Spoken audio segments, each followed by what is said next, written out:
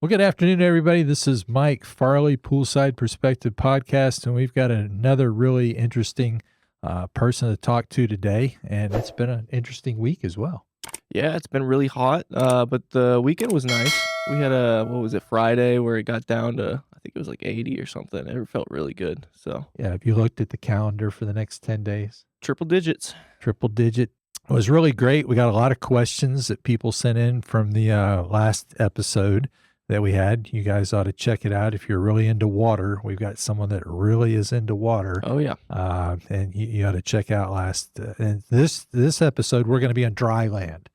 So Yes. we're going to spend more time talking about the outdoor living components, which we haven't spent as much time on lately, and diving into some really great details on that. So good afternoon, sir. Howdy. Hey, how are you? Oh, we're sweating here in Texas, but that's what makes the pool industry wonderful.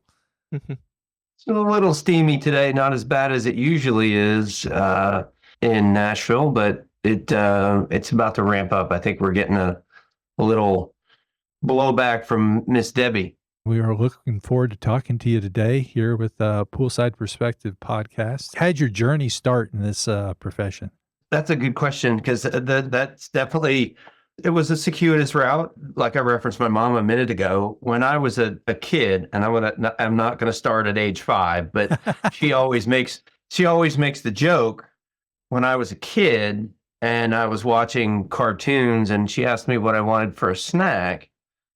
She knew that I was going to be an architect because I wanted peanut butter crackers with roofs on them. And so what that meant was a saltine cracker with peanut butter and a top. And so, that was not a top, it was a roof. And so she was like, that was my first indication of what that is, or what, that I was going to be an architect. So I had a really unique upbringing in the sense that and I talk about this in presentations. And if you've seen me in a presentation in any one of my capacities, I feel like my parents obviously had a big impact on what I did and how I got to where I am. And my mom was an X-ray technician. My dad was an engineer. My mom was from upstate Pennsylvania, and my dad was from Paris, France. And so I spent my childhood kind of traveling back and forth to Europe for extended periods of stay. And, from an early childhood, I grew up in North Carolina. We would go and spend 8 weeks in Paris. And so I kind of grew up in rural North Carolina, and then we'd get on a plane and I'd crawl around. And by the time I was 13 and 14 years old, my parents would give me a subway pass and I would just have the city as an oyster and just wander around.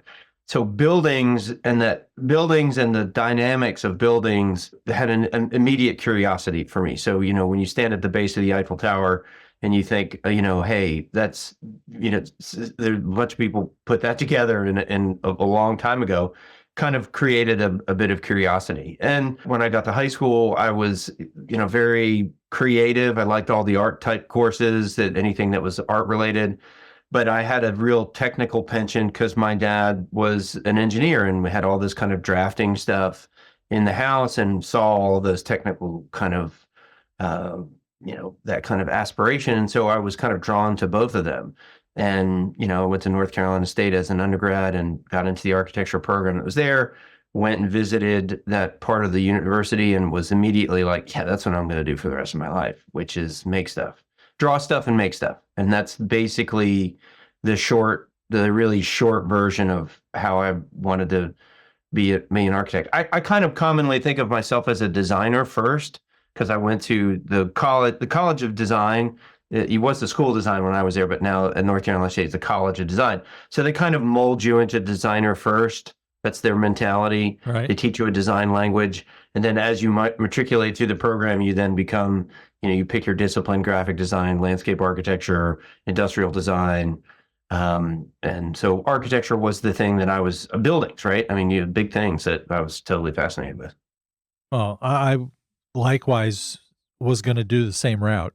So everybody, when I was a little kid, was like, I was the king of the Lincoln log cabins and putting all those things together. And, it was a lot of fun. And I was submitting to study architecture at Texas Tech. And I had to write a term paper my senior year. And my professor was like, well, don't you mow yards? And I was like, yeah, I have a landscape maintenance business, and I had 3 employees in high school. And That's awesome. He was like, why don't you write it on landscape architecture? And I was like, landscape architecture, what's that? So anyway, I did this paper, and then a friend of my mom's actually worked for the dean, and she saw some stuff that I did in competition. And she's like, you got to come up here and just see what they do in the hallways and the projects and stuff like that. And I went up there, and then I applied, and they gave me a scholarship, and that cinched the deal. Yeah. I was paying for it. Yeah. And so that's how I ended up, instead of School of Architecture, because I wanted to do homes, and they thought I was really weird in landscape architecture because I still wanted to do residential work. And, you know, don't you want to go do golf courses and all kinds of stuff? But yeah, it's fun. You can have a lot of diverse, you know, paths with that, you know, architecture as well. I mean, you can go down so many different directions, which your bio mentions all these different places that you've gone, which is really interesting. One of the beauties of what we do as, you know, architects, landscape architects, engineers, any kind of design oriented thing. I mean, especially in the pool industry, every backyard's different. Every client's different. Every budget's different. Every climatic condition is different. It's the world is your oyster in regards to what you can do and how the challenges of what that process is. So it is definitely not repetitive in the nature of what you do on a daily basis, for sure. So I'm wondering to that, with, you know, going from small residential to big skyscrapers and all these, you know, commercial work, what aspects are most rewarding from each of those? Because I feel like both of those have their pros and cons, and in doing so, you must have an opinion. I'm going to thread it into a component of my experience. You know, North Carolina State as undergrad. I went to Yale University for grad school. Lived in New Haven, Connecticut, and the reason I went to Yale for grad school was invariably I wanted to teach. That was kind of like my focus. And I was like, I'm going to lift the bar as far as I can to give me an opportunity to teach, and teaching at the university level. Terminating degree for architecture is a master's. So you can get a PhD in architecture, but it really becomes an art history degree. It's not a practicum kind of degree. Okay. So anyway, I get out of grad school and I go and I work for Caesar Pelli & Associates, which is now Pelli Clark Pelli, which is an international design firm. Okay, they do projects all over the world. Significant stuff that, you know, if you've seen the movie Entrapment, it's the Petronas Towers, the tallest, at the time, were the tallest buildings in the world. Amazing projects, amazing scale. I worked on the renovation addition component to the Mayo Clinic in Rochester, Minnesota. It was a 1 million square foot addition to that building. That's crazy. The Gonda building. Okay, so, you know, it's a chess game, just like anything else, right? You're moving pieces around, and the scale is completely, you know, it's different. You still have a client, you still have a budget, you still have expectations, you know, and I did that. And I worked on performing arts centers. I worked on, you know, a range of large scale projects. Fascinating, totally invigorating. Part of the reason that I migrated out of that world is because you would start a project. You know, I started a project in, you know, 97, and it was slated completion, move-in date of, you know, 2006, 2007, right? So, you know, you've got almost an 8 to 9 year investment. You know, from a doodle on a piece of paper to, you know, contractors screaming at you because you don't know what you're drawing. That's a long window. And loved the experience of working on those big projects. Got this to see all aspects of the world in the sense of where and how these things evolve, right? The meanings of these things, because architecture and all that we do in the built environment has meaning. People may think that it's in a vacuum, but it's not. I mean, we do things and it makes an impact. So that's the big scale answer to your question. The small scale answer is that one of the things that I think is really powerful about working on, you know, an outbuilding for a client that's in somebody's backyard is that you realize that you harness all this information out of your client. For me, that's what I do. I'm not transactional. It's not like, hey, Paul, I need a 20 by 30 shed in the back. Can call me when it's done. Click. It's a conversation with pool designer, pool builder, clients. It's a lateral thinking conversation that you're pulling information out of your client to figure out exactly what it is they want, what are their expectations of the process, bring that out on a piece of paper or in computer model, whatever you want to do that. And then you talk about it. So there's a real connection from, this idea of initial thought to execution. So that's the reward. I think there are sliding scales of what that means. Does that answer your question? Oh yeah, it does. And we can relate to the residential for sure. Because in my head, I'm just thinking of memories with jobs we've done. It's the exact same. Collaborating with people. I'm curious though, because since you're an architect, are there situations where you build the home, you build the outside, the outdoor living, and then you call Jason and have him come in, or is it like maybe Jason has a pool job, and then he's like, hey, I need a good outdoor living for this home, and you all try to. How does that process work, typically? Well, and I would say it's, if you can think of 10 different opportunities, there's going to be 20 different potential solutions for how that comes about. I hear you. And the reason I say that is like a perfect example. I have a client, got an email yesterday. I need to respond to it. So I've done it's a house here in Nashville. It's in Brentwood, which is to the south. I've designed two additions to this. It's probably a 60s ranch style home, good looking house that is in a neighborhood that, like in Nashville, everything is like totally inflating in size and scale, and they have a growing family and they want to do one addition that's a bedroom kind of exposed kind of to the backyard situation, and another one was in the garage and more bedrooms, a laundry room, the whole kind of shooting match. And when we first met, they were like, well, we're starting down this process. We're going to try to figure out what our value is. And then we eventually want to capitalize and put a pool in our backyard. And I'm like, great. And this is, kind of soft sell. Hey, I do outdoor living as well. We can fold all this together, blah, blah, blah. So in a situation like that, I just got an email. They're like, hey, Paul, we've got through pricing packages. We talked to builders. Hey, can you draw us a pool for our backyard? Can we get that? Can we start that process now? Can we do that? Yeah. And in a situation like that, it's like, okay, here, now I've got an opportunity. I've gone through 80% of the building design, and now we're going to fold in potential outdoor living. Okay, what is that pool situation like? Do I call Jason, see what his availability is on that? Do I do a basic pool design, if we want to call it, like an overlay of what that looks like? Yeah. And then any kind of outdoor structure. And then we go through the process of like, okay, do we find the Mike Farley team that does design and build and execution, locally, or do we start to shop around and see what that looks like? We have Rondo Pools here, we have Watermark, we have Madison Pools, we have a whole slew of local people that obviously can start that conversation.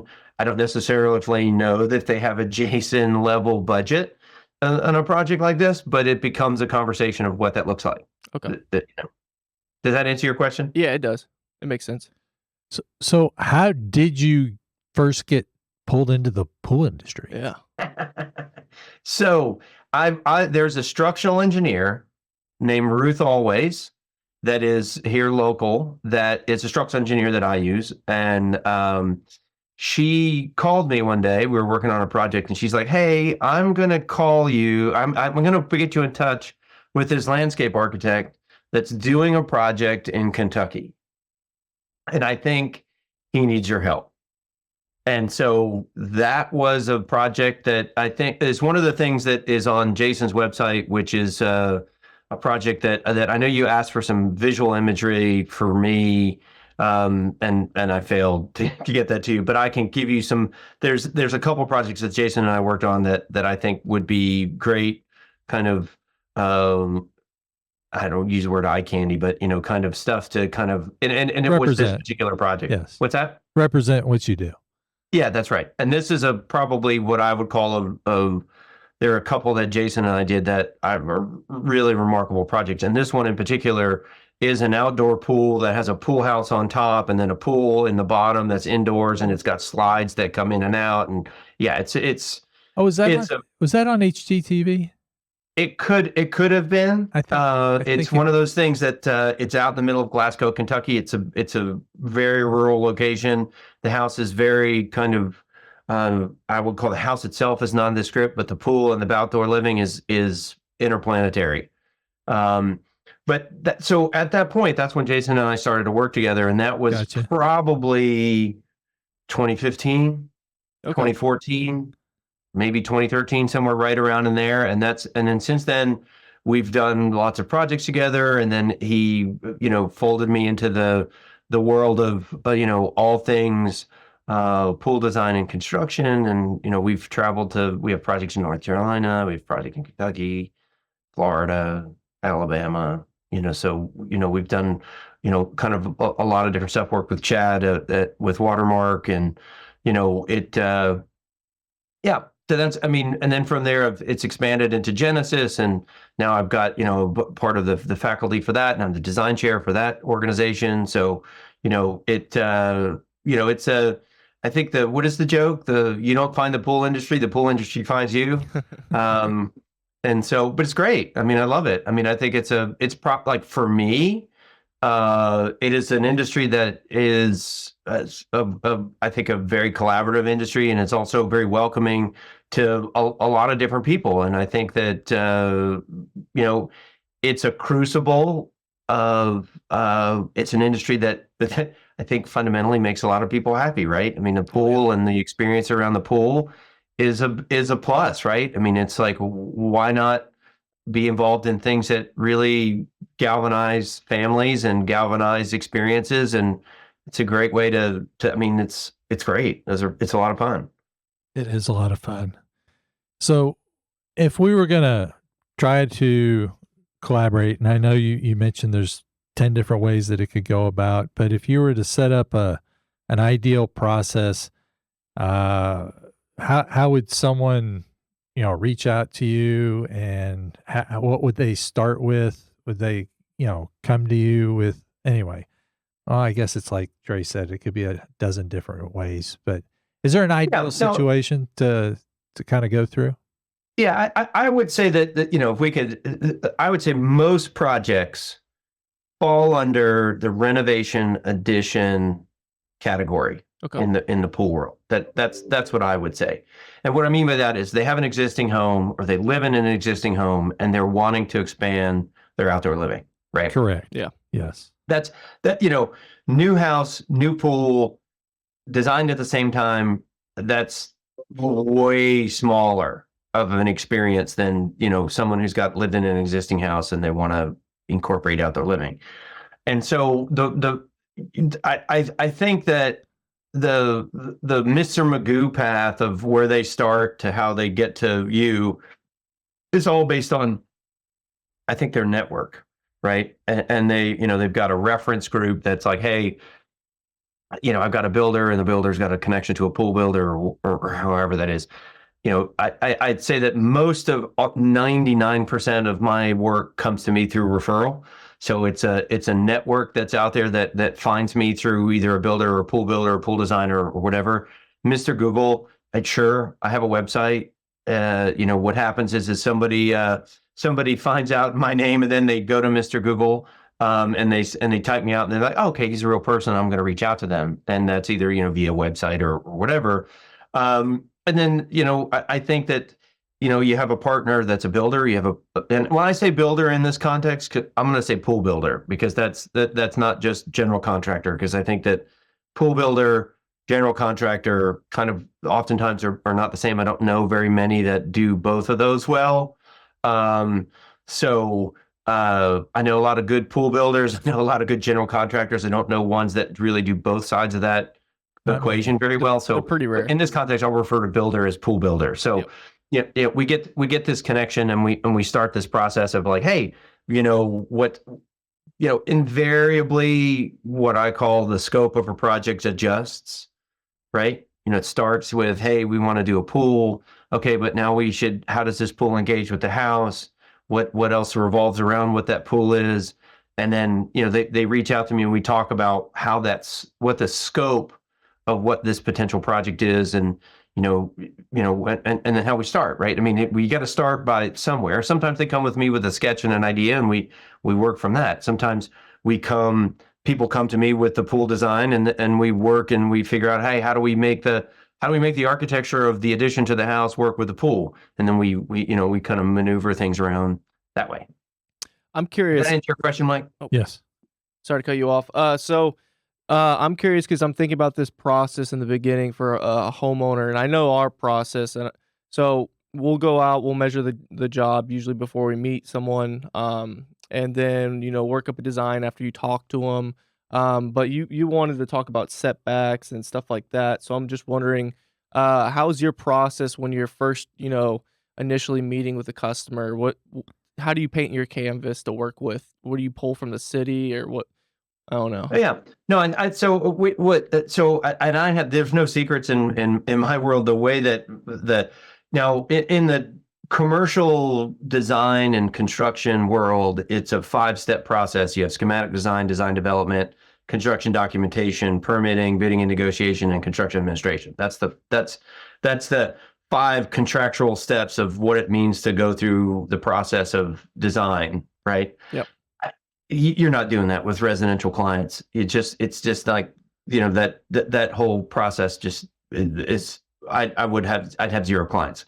So I'm kind of down to 2. I kind of have what I call a schematic design process and then a construction document process, okay. Which, what I tell clients when we start the process is, listen, we got to have some drawings to understand what it is that somebody can hang a price on. And, the last thing you want to do is give a builder like, I want a kidney-shaped pool with a 10 by 10 structure on it. And, you get halfway through the construction process and you're like, that's not the size kidney pool that I wanted. And that's not 10 by 10. So, there's no mediation, and drawings become that mediator, right? They become this vehicle to do that. And, we do it through, software. I know there's all kinds of softwares out there. I use a software called Revit that kind of presents a picture.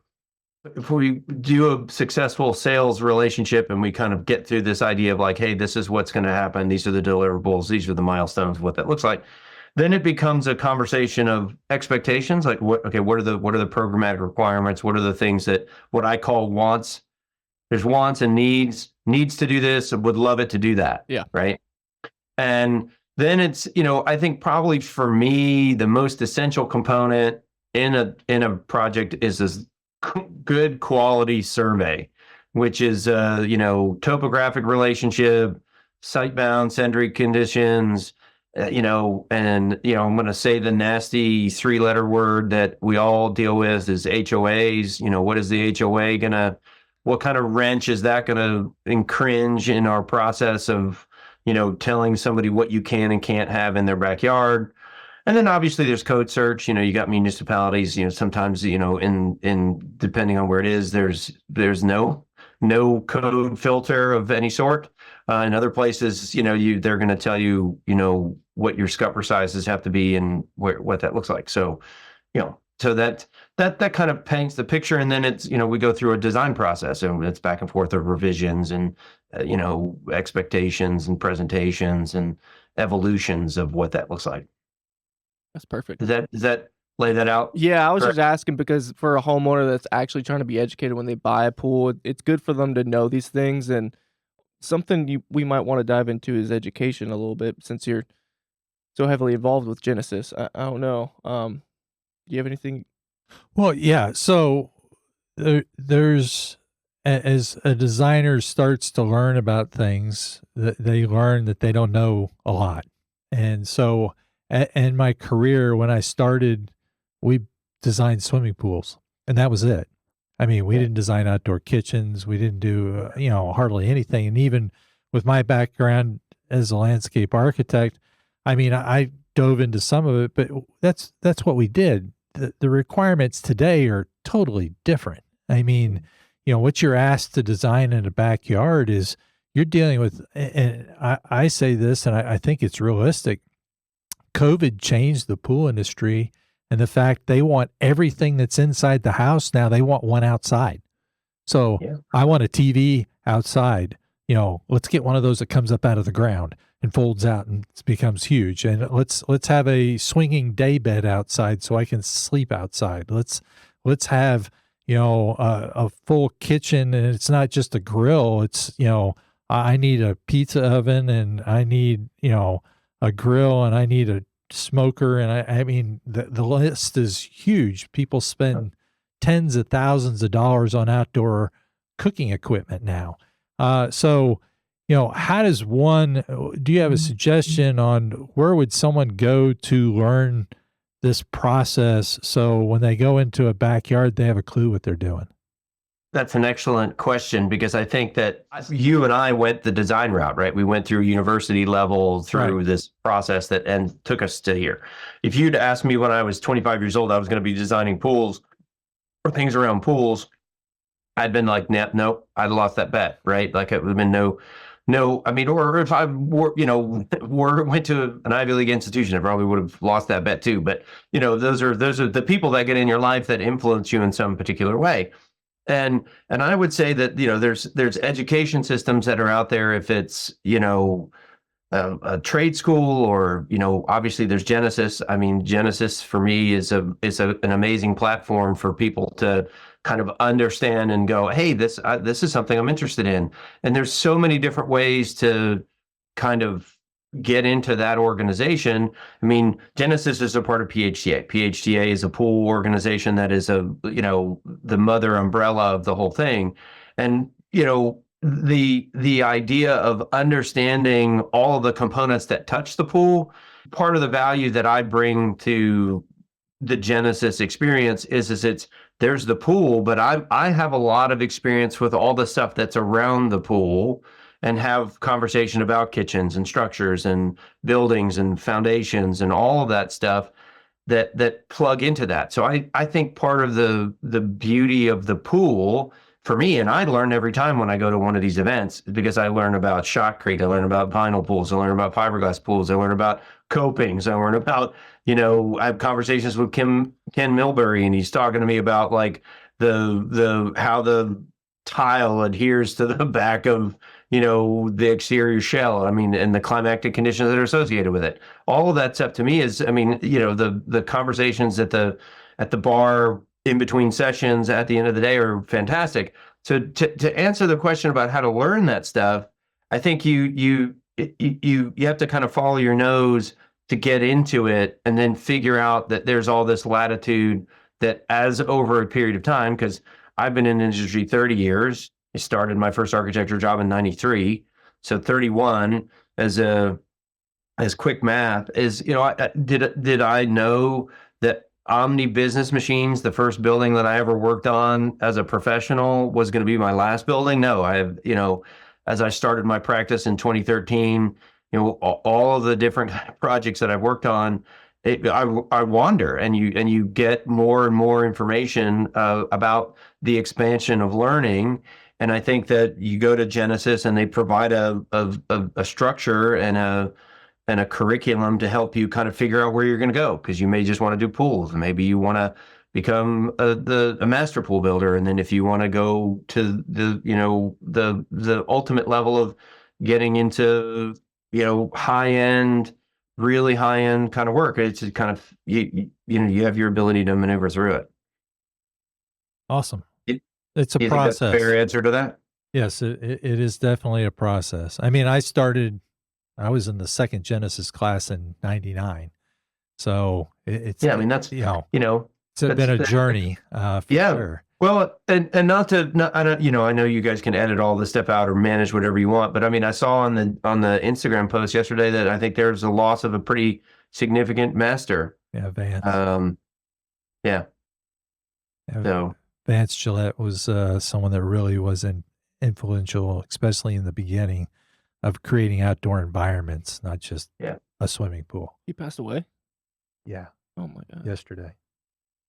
Yeah, kind of and I know these are people that I have a reverence to, because I know their lineage in that I might not know personally, but I know of, right? Yeah. And that's these are people that shape the complete industry. And to go back to your COVID statement, the COVID universe has transformed, I think, outdoor living. It also has totally transformed the way that people live in their homes and the way that they think about their homes.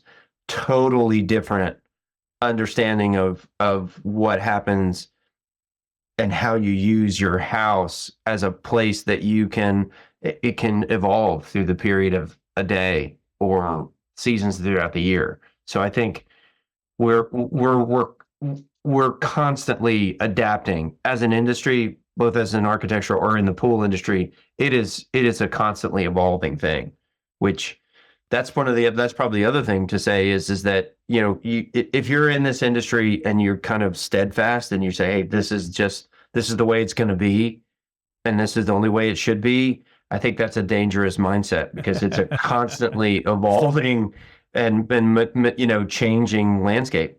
Not to use a pun, but I mean, it is. Oh, I tell people all the time, I can count on one hand how many kitchens I did before 9/11. 9/11 changed the industry as well.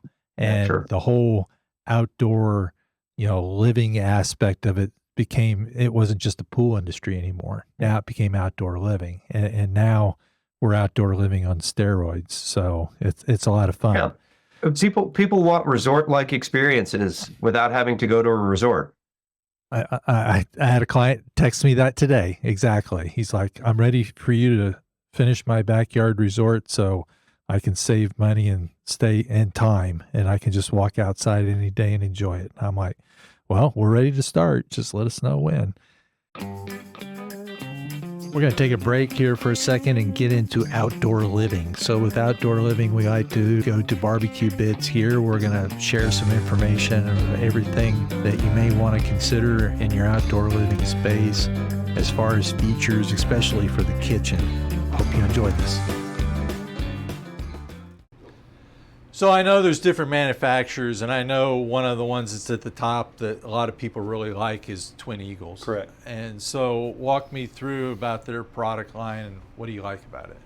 Twin Eagles is a buy once grill, and whenever you grab the handle on a Twin Eagles grill, you're going to know its difference. The way it's spring-loaded lid, it's still really heavy, very thick, robust, 304 marine grade stainless. They don't stop there. They polish all the appointments from the hood.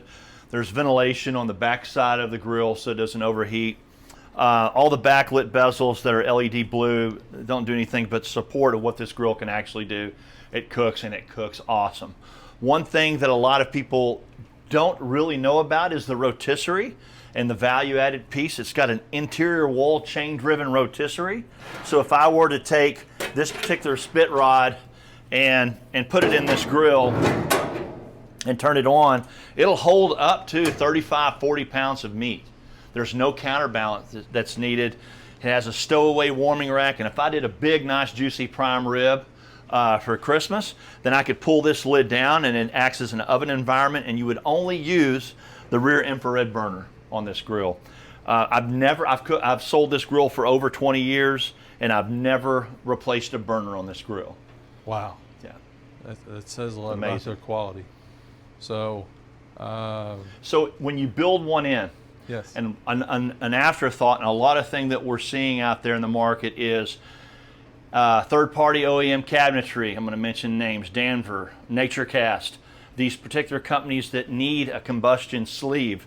This company offers an insulated jacket. When you put the grill inside of the jacket, you would think that it would compensate as far as airflow, but it doesn't. The air drafting runs right above the drip tray on this grill. So if it's in an insulated jacket or one of those third-party company cabinetries, it does not deprive it of air. It can breathe very, very well, and they've had some forethought on how to build this grill to do that. Amazing. Yeah.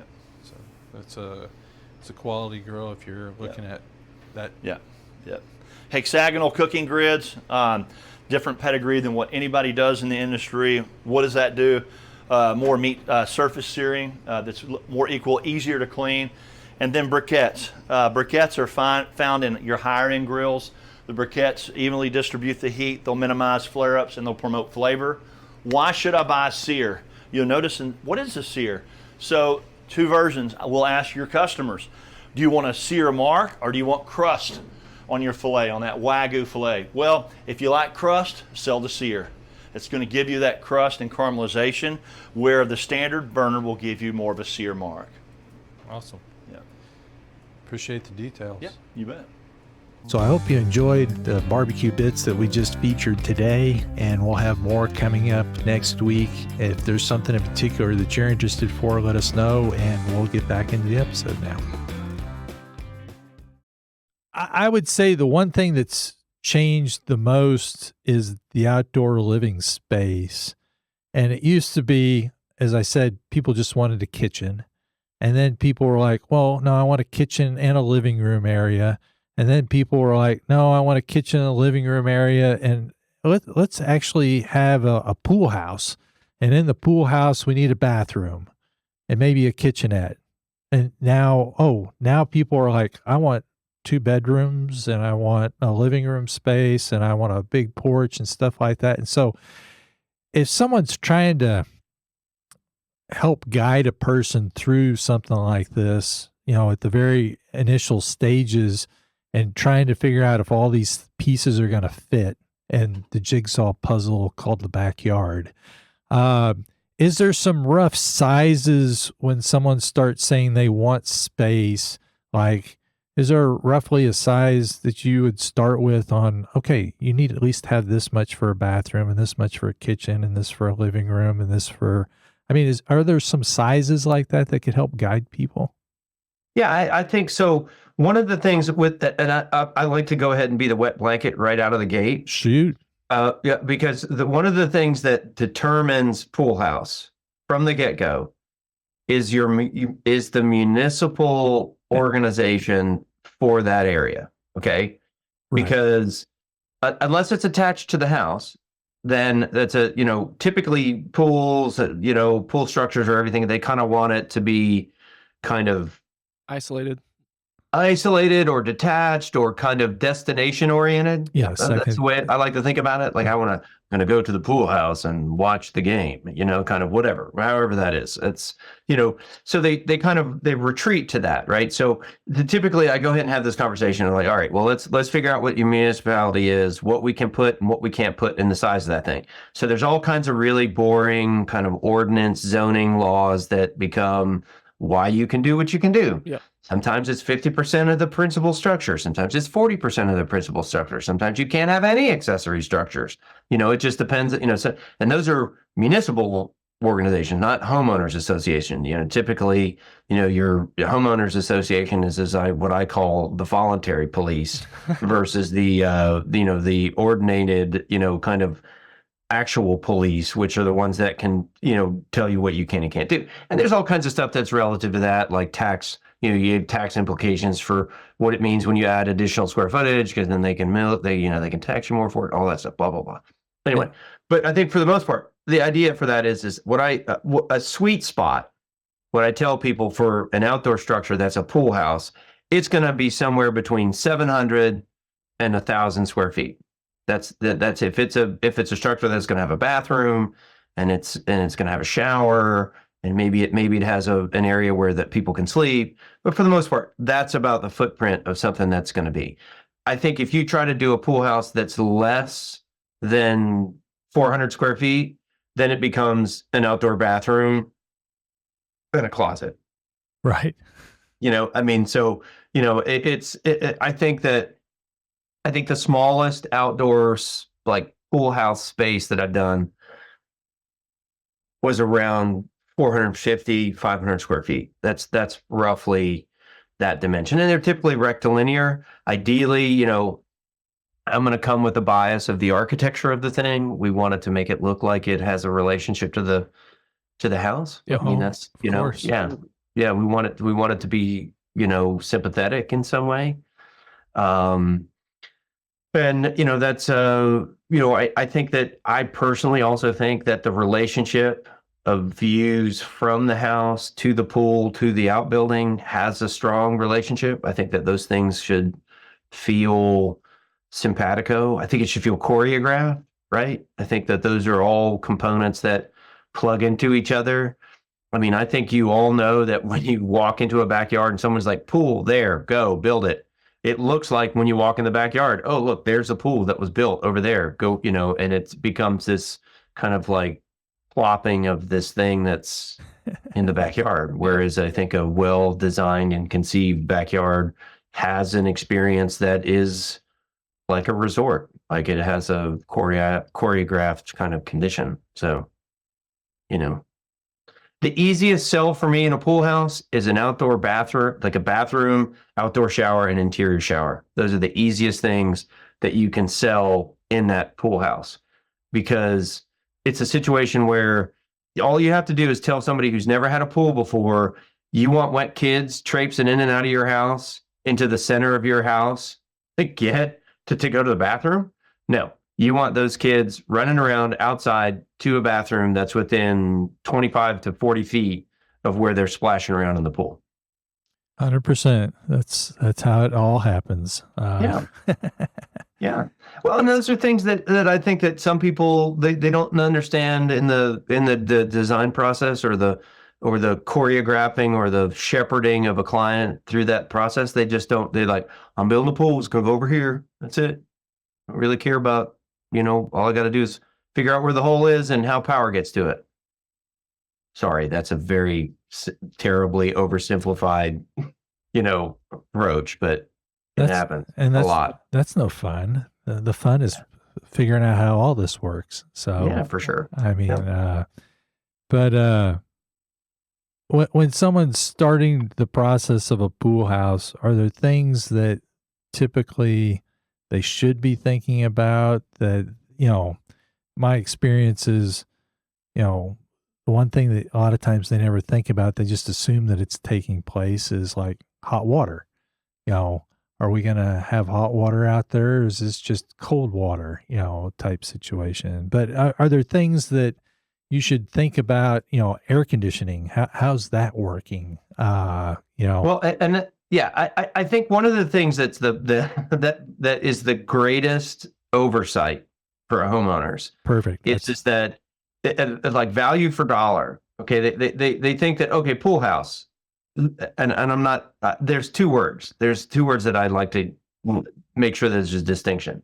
There's cheap, and then there's affordable, right? Yeah. And I think that the idea of a pool, curated pool, and a structure that goes with it, that we have to be careful as designers and as we go through the idea of gathering what they need is the while we're at it, right? Like while we're at it, let's do this, and while we're at it, we'll do this and we'll do that. I think when you build a structure that is going to be a pool house, that is going to function as a structure that's going to be standalone, it needs to have all of the amenities that a regular house does. I think it needs to have heating and cooling.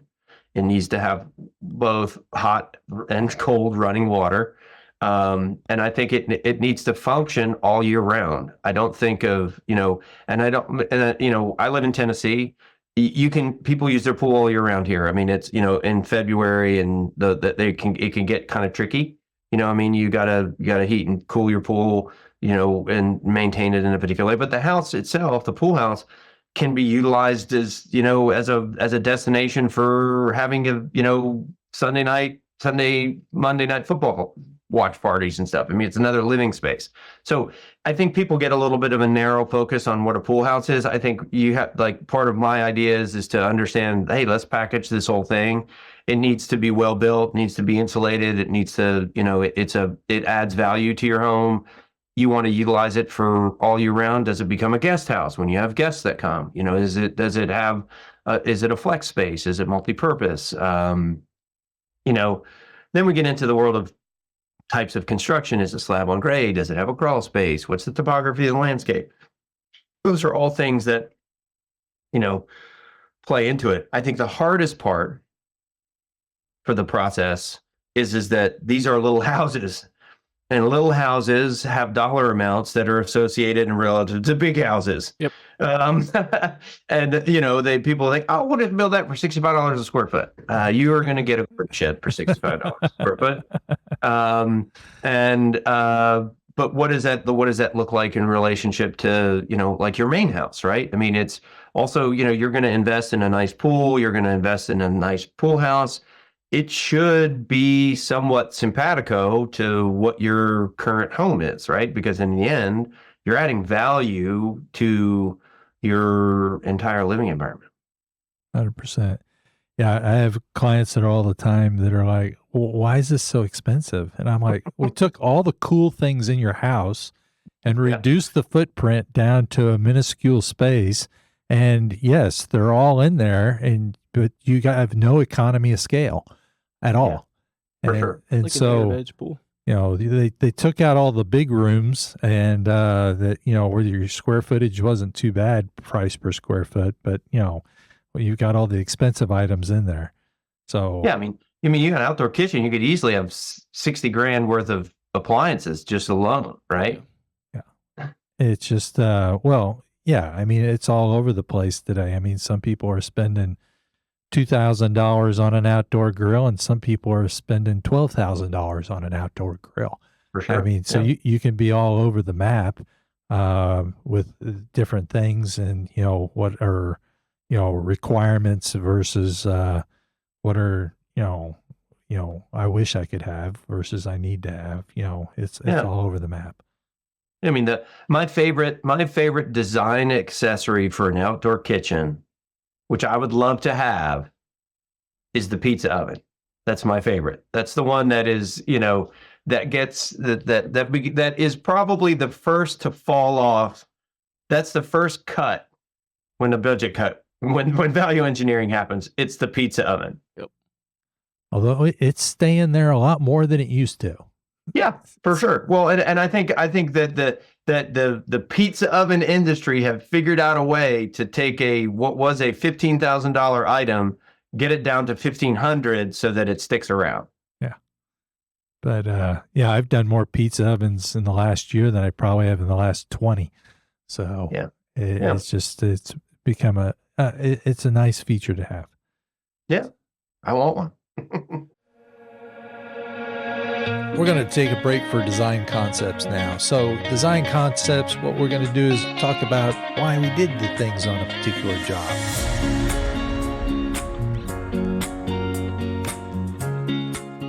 We talked about outdoor kitchens quite a bit on the podcast. So do you want to talk about a design concept of an outdoor kitchen that maybe comes to mind?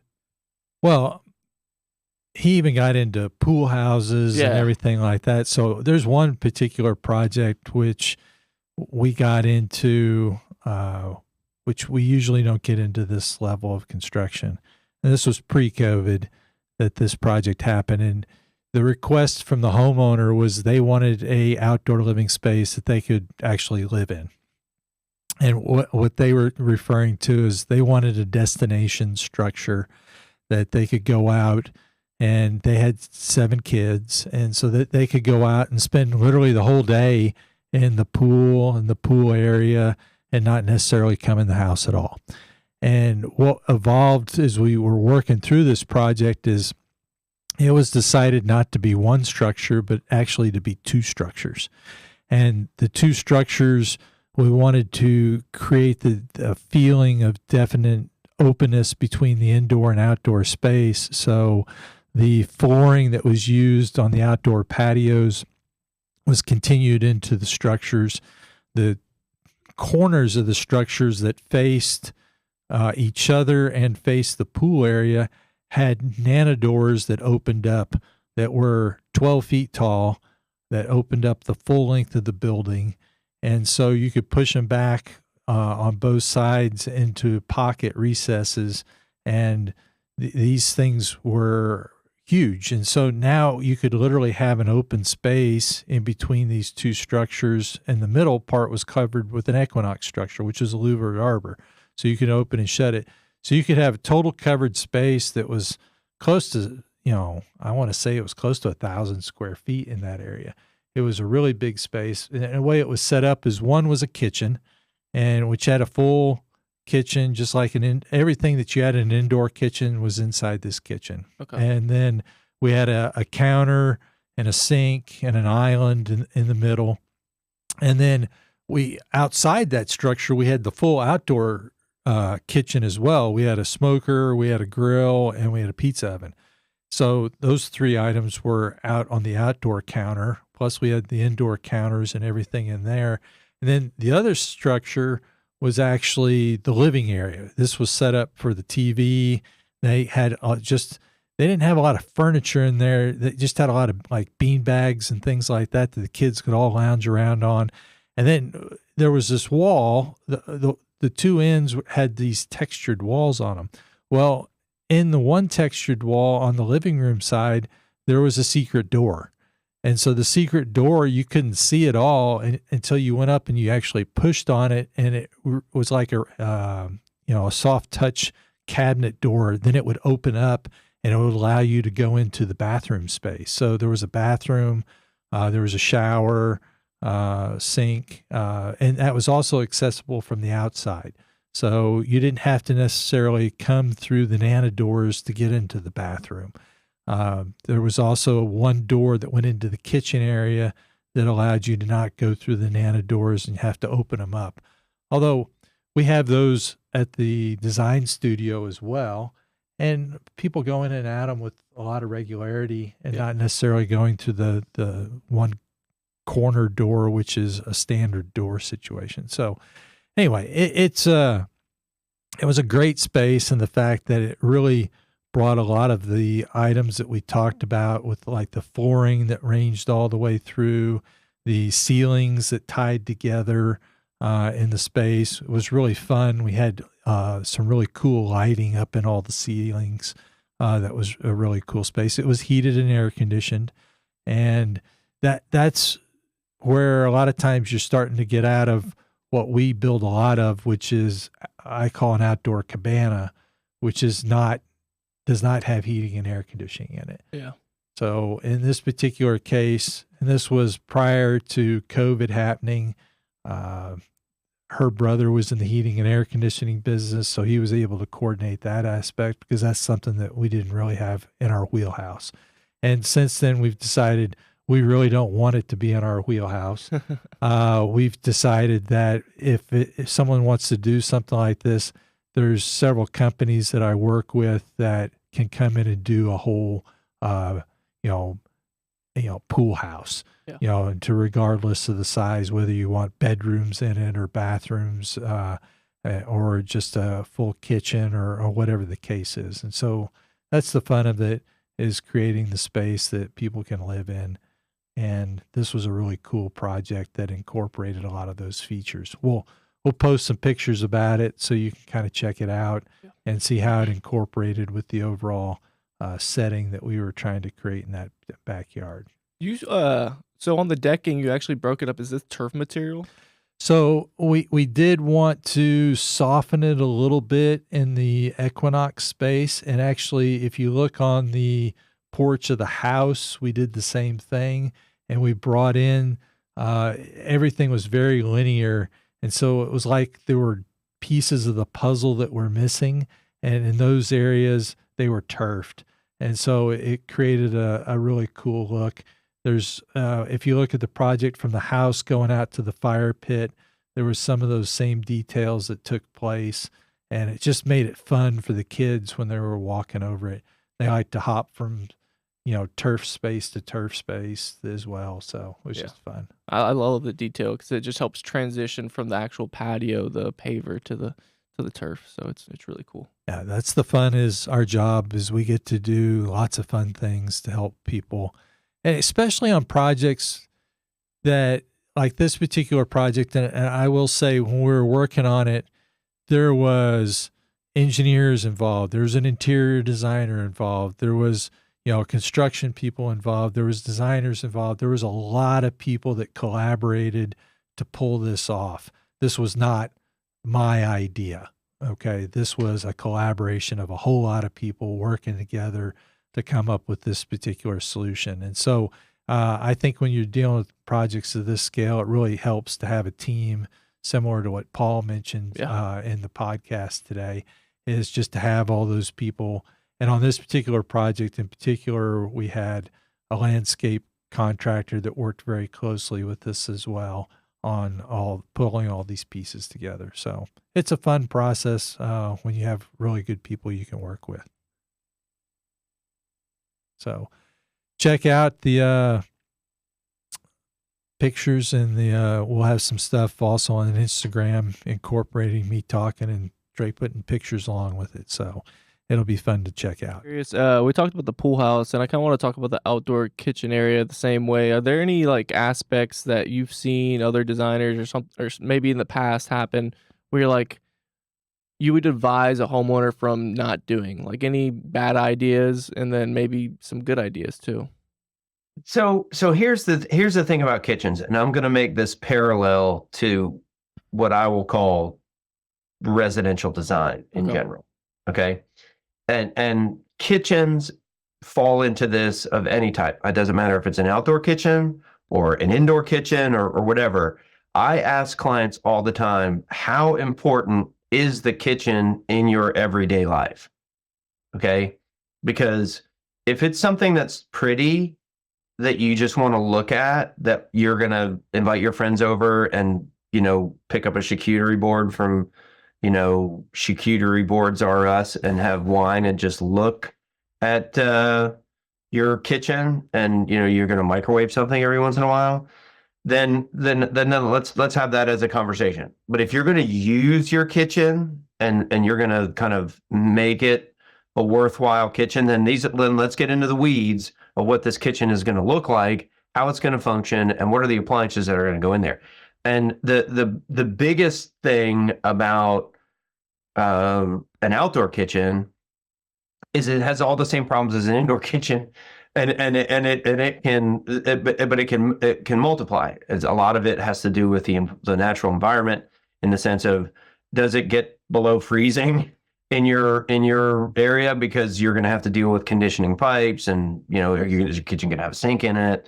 What kind of is it going to have are you going to be toting Blue Rhino propane to heat everything? Or are you going to have a pile of hickory that you're going to use for your smoker? I mean, all that kind of stuff. What is the amount of effort that it's going to have to go out and grill burgers on Sunday? Like, is this going to be a part of your everyday kind of living environment? Because if it were me, I mean, I would use, it's like my barbecue grill. It doesn't matter if it's got snow on the ground. I'll put my Kingsford in there and fire it up and grill in the middle of the wintertime. But that becomes an important condition. So I kind of hold their feet to the fire on that. The second thing, going back to, Debbie Downer wet blanket kind of stuff, what kind of ordinance are associated with what your outdoor kitchen is going to be? Is it going to be under a roof? Are you going to require to have an outdoor hood that's associated with it? Because, there are a lot of municipalities now that require commercial level air movement over a cooktop and a flat top or a Blackstone or even over your pizza oven. And those are things that can be a easy $8,000-$9,000 addition to an outdoor kitchen that somebody doesn't realize. It's like, oh, well, I just want to wheel my Weber over and, kind of get out of the rain. Those are some significant things that play into what that looks like. We haven't had that experience yet, that hoods are required, but they are very nice to take the smoke away from your. Well, big green light. I mean, it's one of these things where, they're around me. There are municipalities that have come into the place of like, listen, if it's a completely open air structure, there's no walls on anything, not an issue. If one or two of the walls of the structure are enclosed, got to have a hood. And that's, that becomes you say something like that, people are just like, they freak out, then you get to the, people raise their fists, they say things like, I don't want to, we all know what that's like, right? Oh, yeah. Nobody can tell me what I can do in my backyard, so. Well, the cool thing is we get to create an awesome environment for people. And the structures that we're putting in those spaces today are really allowing people to live outside. And I know that a big thing in design, interior design, is biophylitic design and bringing the indoors inside. And we have the perfect environment. We just have to take people outside and put them in it. And the outdoor living structures allow us to do that. And Yeah. I think Amen to that. I mean, it's just it's a great space. yeah. Well, I mean, I think when I was in architecture school, the famous architectural concept was, allowing a seamless, experience from the indoors to the outdoors. And, you can look architecturally over from the 20s all the way through the 50s into the 70s and the 80s, that there was clearly an outside and there's clearly an inside to most of all of those structures, and the environment, whatever it may be, has a clear line between those. Well, from 2000 on, that transition has been dramatic. We've got the eraser out, and that line isn't very clear anymore. Yeah. Well, and biophilic design, wellness design, all of the benefits of what that looks like to be inside the built environment, being in the outside environment. Listen, I'm super happy when you find families that engage the out of doors, right? I mean, there's so many, people that don't want to be outside, and that to me that's a shame. Yeah. Yeah. Well, I think that COVID did force a lot of people into their outdoor space because they were trying to get away from their kids that were running rampant inside their homes. That's right. They just realized that, this is really nice. And we don't have to go to Colorado to enjoy an outdoor living experience. We can just create a space in our backyard and really enjoy that space. And that's the fun of, this industry and this career is we get to create those things today, which, like I said, they greatly impact how people live, how families enjoy their time, that they're not working, and just, like I said earlier, people want resorts in their backyard, so they just want to go out inside and enjoy it. So it's great. I'm wondering, do you have a favorite design that you've done where you had that really smooth transition from the outdoors to the inside? Is there anything that comes to mind? Big doors.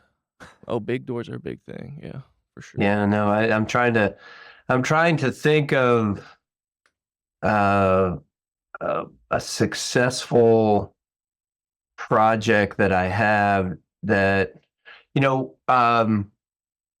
it doesn't include a pool.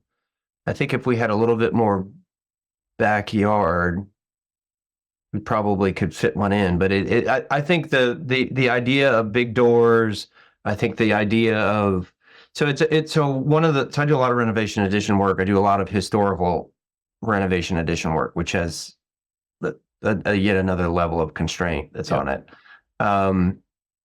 And I have a project that is craftsman style home, 50 by 150 size lot. So I mean, it's not a big lot. And this home, we did a big addition on it, and we kind of sloped the hill, the kind of grade, probably from front to back was probably 8 to 9 foot slope. Finished floor was one level.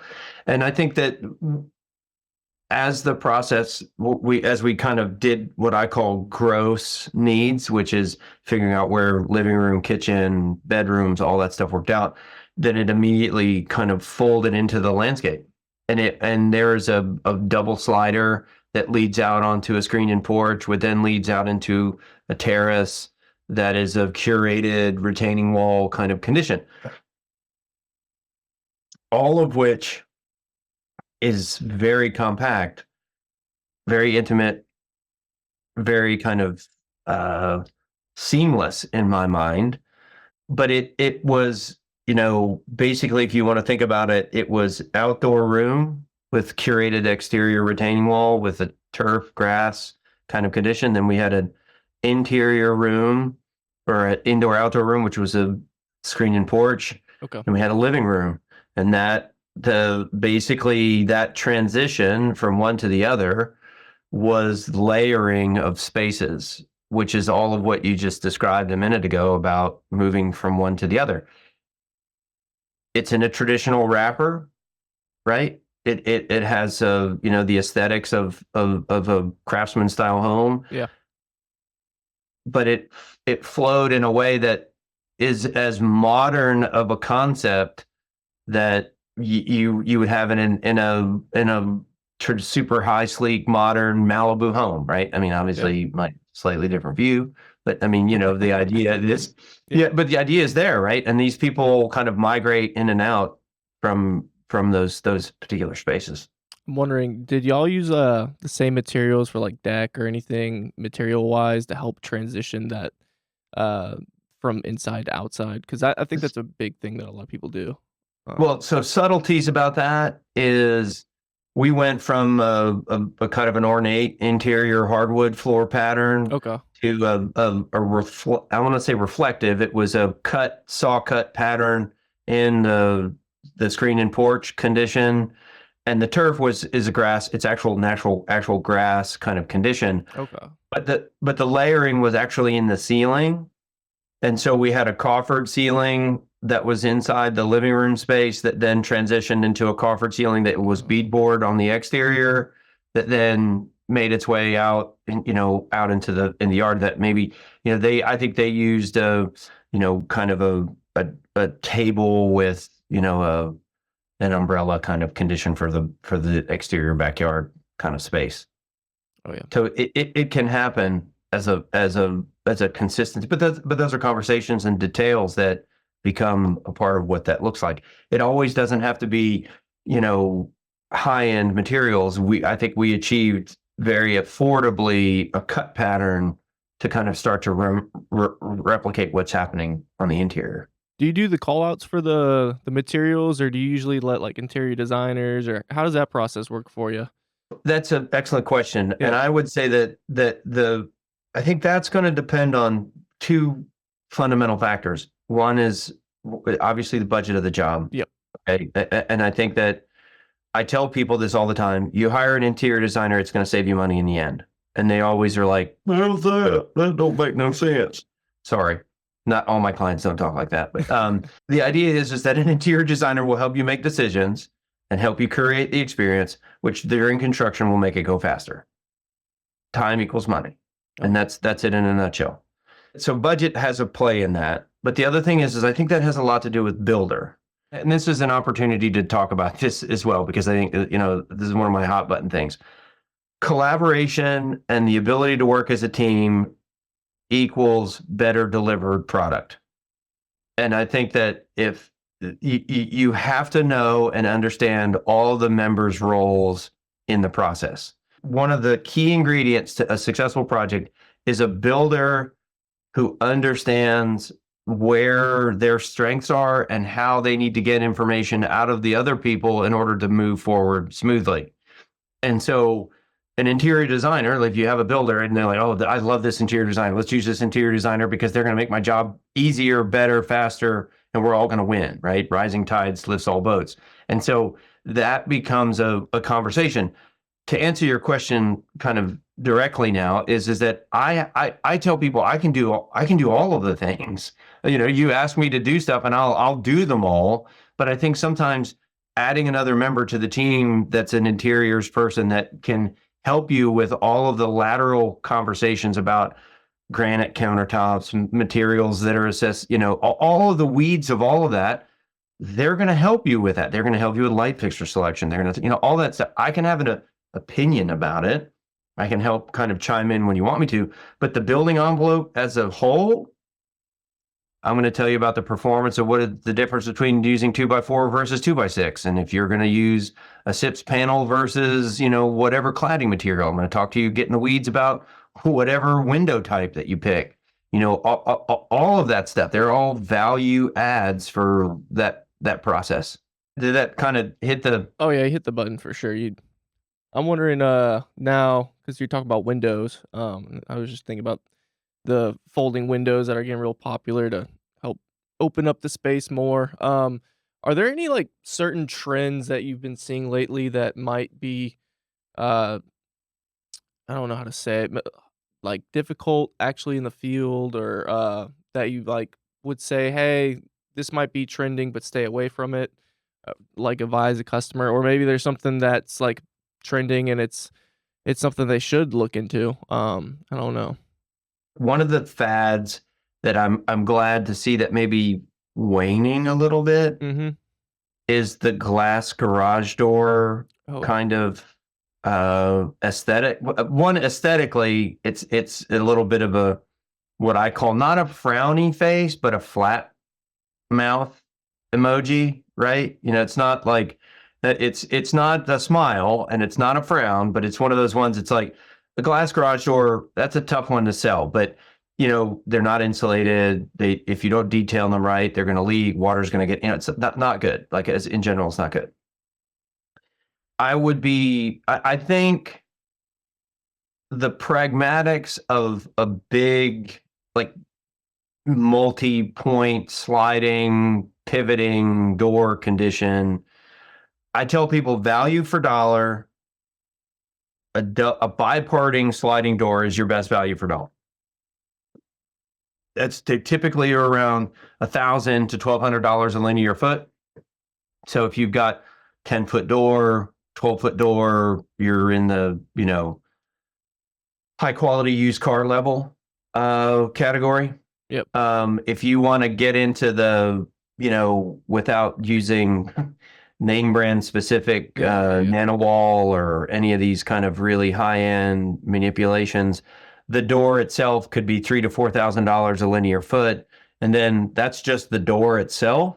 And then all of the what I call exercises that are going to be required to make it so that opening stays that opening size over the duration of the length of that house. Because if you put a beam in that deflects an eighth of an inch, then guess what? That door ain't opening.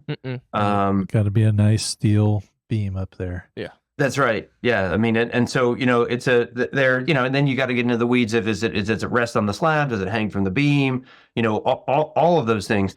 And then this is the thing that I feel like my responsibility as a designer is not to dissuade people, but to provide all of the intel about the decision that they're about to make. I said, you're going to spend $45,000 on a 20-foot door that then collapses into a wall that you may open 3 times a year, or you're going to have a PhD to try to figure out how to get the door to operate to then go into that condition.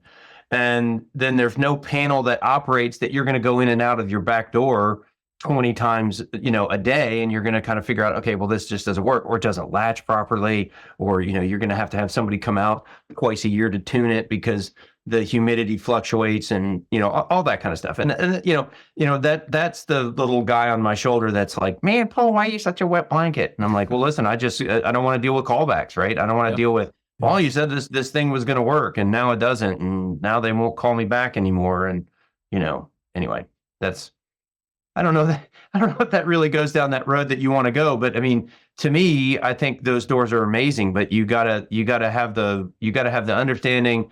It's like buying a sports car, right? I mean, a Maserati, what does it cost? Like $4,500 to get an oil change? You just got to be ready, right? There's maintenance that's involved with your selection. So, and there's structural things that have to be done with that selection as well. Yeah, I'll never forget the first time that I had a client that wanted that, and then we priced it out and told them what it was, and they were shocked. But they ended up doing it. So we had 2 buildings with corner that came together and opened up. Beautiful. And, I mean, it was beautiful, and they use it a lot. So, and everybody's different. So yeah, Well, and I mean, and I think that it's a value for dollar. I mean, obviously, I tell people that, listen, if you're in Malibu and you have that view, and you're going to have that kind of condition, absolutely worth every penny. Or if you're going to look over the Blue Ridge, or you're going to look at the Rockies, I mean, hey, absolutely. I don't want to be the last person to dissuade you from something. Or if you're looking back onto your 40 acres and you have you're going to watch the sunset, and absolutely, you're going to enjoy your bottle of Silver Oak that's, $100 a bottle, and, then that's great. Or you're drinking Pappy Van Winkle, doing, I can't get through the podcast without talking about bourbon at one point, but it's those are thresholds, right? You got to know your client, like how and what, listen to them, figure out what they want, and be able to provide it for them. That's the fun of our job, most definitely. Yeah. And I'm lucky to do it. This is I think that's probably the thing that I think, you asked about how I got into the pool industry. I mean, this is definitely one of those things that for me, it's exciting. I mean, it's such a great opportunity to be able to talk to people about things that really make them happy. It's, it is such the risk to reward condition, I think is huge. Are you going to be teaching this fall at the PHTA conference in Dallas? Yep. I have I will be, so I'm the design chair, so I get to be there and kind of, participate at that level. They just released a bunch of expo information the other day, so you can look on that and see what the courses are. I'm going to do a whole series of short courses on things. I've got there's an architecture course that I teach that will probably be rolled out in the spring. That's the next time I'm going to teach it. I don't know if I have one slated for the fall virtually or not. I think in the spring I'm going to do one in person. I don't want to give too much detail on that because I don't necessarily know if it's public or not yet, but I'll be in Dallas. I think I'm going to be doing some pre-show teaching. I'm going to be involved in some of the pre-show classes. I'm not going to teach so I teach D271, which is architectural styles. I teach that class as my kind of design heavy course, but I'll have a bunch of wellness stuff, at more architecture stuff, kind of a dabbler, kind of a teaser for the architectural styles course.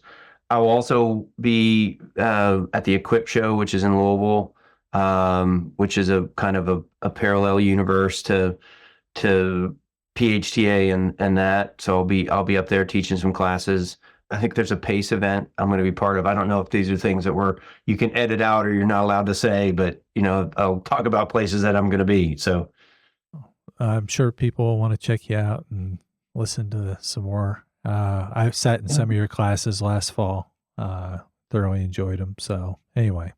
Yeah, I remember you were I was in the cage, I call it, when we're on the floor, and I did a wellness class. I know you came to that. And, right. And then I was up on the upper floor in Vegas. I know you came to that one too. So, yeah. Yeah. Well, that's the fun, is we get to always learn more new stuff, and it's never, about the same old thing year after year. At least if you're trying to serve your clients, you're always stretching and learning. So that's the and you've been in my clients, so try to make it a dynamic experience. It's definitely not me reading a series of PowerPoint slides with a laser pointer. Try to keep people on their toes a little bit. Awesome. Well, any last words you have for homeowners considering to do a project? One of probably the most important things about capital expenses, about expanding your home, and there's going to be a dollar amount that's associated with it, which I will say is just a dollar amount. The return is going to be exponential. I think that's the beauty of that. And when you start that process, that I think that one of the most important pieces of that process is to start to curate the team of people that are going to help you execute it. And that can start from multiple different places, and that it's going to take time, and you have to be patient. And then I think that you should assemble that group of people to help you deliver a process, and then lean on them to help you start the process of discovery, and then get to the deliverable, which is, the experience of what it is in your backyard. It is not a transactional process. It should be an experiential process, and it should be something that is cumulative, right? You may find your pool builder first, which then leads you to a designer, that then leads you to an architect, that leads you to an engineer, that then, an interior designer, and all of that stuff becomes a team that then starts from day one all the way to the end. That's awesome. Yeah, the best projects are where you have that team and you can collaborate, because multiple minds are a lot better than one. Oh yeah. Well, and it also becomes checks and balances too, right? Yeah. I've been in a lot of meetings where things get brought up and then there's side eyes that are happening. You're like, really? Are you going to tell them they're going to do that? I wouldn't do that.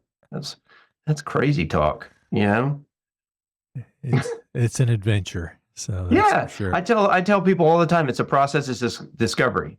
We're going to start today and we're going to figure a bunch of stuff out as we start down the road.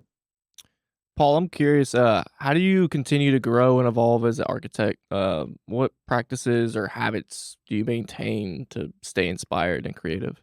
That's an excellent question. That is probably right now, is one of the hardest things to.